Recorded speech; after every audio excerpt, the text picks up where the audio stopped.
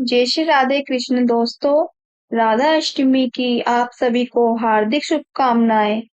राधा अष्टमी एक महत्वपूर्ण और पावन पर्व है जो भगवान श्री कृष्ण की प्रिय सखी राधा जी के जन्मोत्सव के रूप में मनाया जाता है।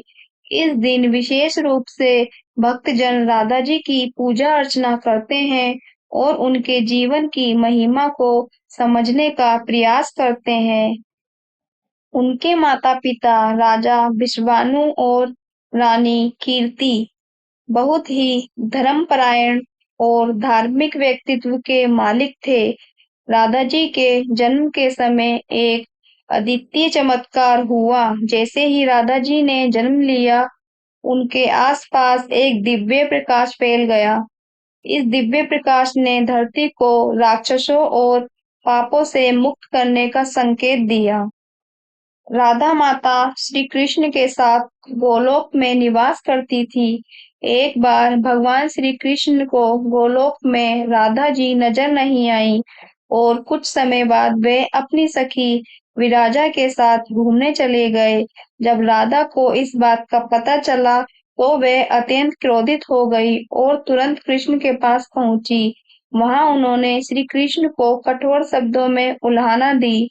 राधा का ये आचरण श्री कृष्ण के प्रिय मित्र सुदामा को अच्छा नहीं लगा। बिना किसी विचार के सुदामा ने राधा को श्राप दे दिया कि वे पृथ्वी पर जन्म लेंगी।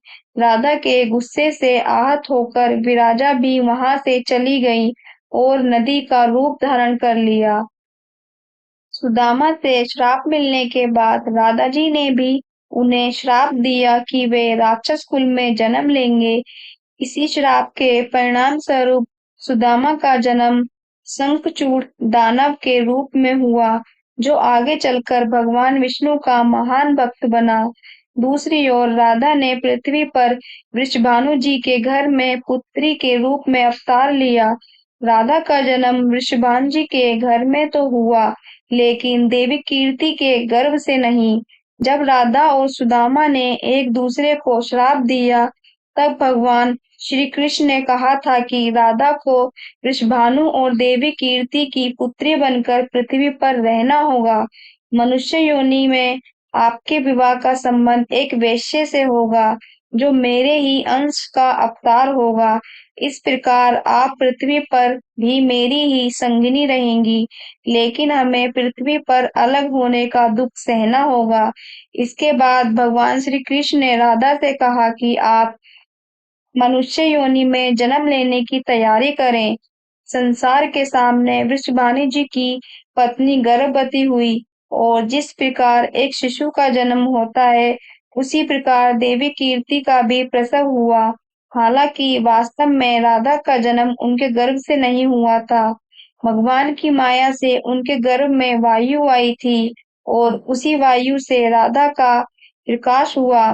प्रसव के समय देवी कीर्ति को पीड़ा हो रही थी और उसी समय राधा के रूप में एक सुंदर कन्या का जन्म हुआ।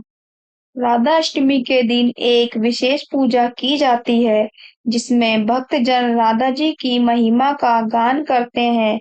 राधा जी का जीवन पूर्णता और भक्ति का आदर्श उदाहरण है। एक बार जब श्री कृष्ण ने राधा जी से पूछा कि उनकी भक्ति का रहस्य क्या है, तो राधा जी ने उत्तर दिया कि उनकी भक्ति में केवल प्रेम और समर्पण है।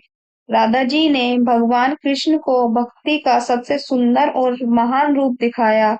उनकी भक्ति ने उन्हें अद्वितीय बना दिया और इसलिए राधा अष्टमी का पर्व इस प्रेम और भक्ति की महिमा को मान्यता देने का अवसर है।